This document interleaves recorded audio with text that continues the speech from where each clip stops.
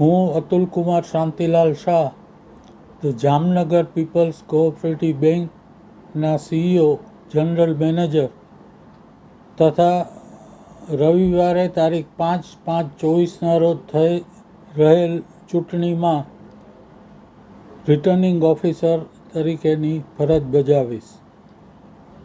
The Jamnagar peoples cooperative બેંકની સ્થાપના 23/1/1986ના રોજ થઈ અને બેન્કિંગનું કામકાજ આ દિવસે કરવામાં આવેલું.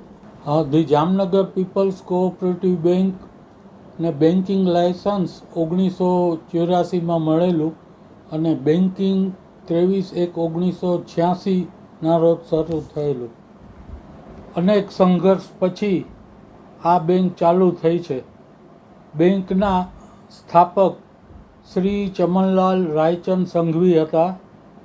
એ સિવાય એના અગ્રગણ્ય ડાયરેક્ટરોમાં શ્રી વાડીલાલ ગોકલદાસ શાહ, શ્રી નીરુભાઈ બારદાનવાલા અને વિનુભાઈ તન્ના હતું.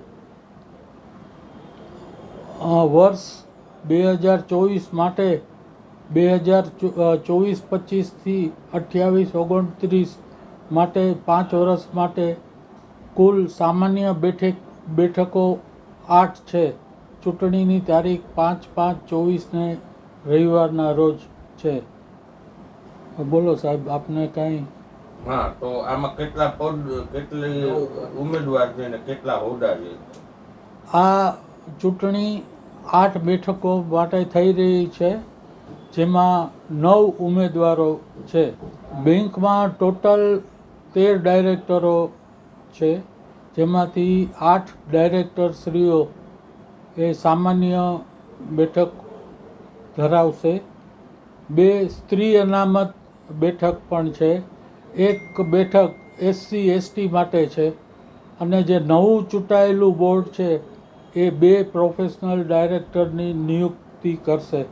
જેમ કે સમાજમાં ચાર્ટર્ડ એકાઉન્ટન્ટ છે, કોઈ ટેકનિકલ માણસ છે, કોઈ એડવોકેટ છે, એની એમાં નિમણૂક કરી શકશે.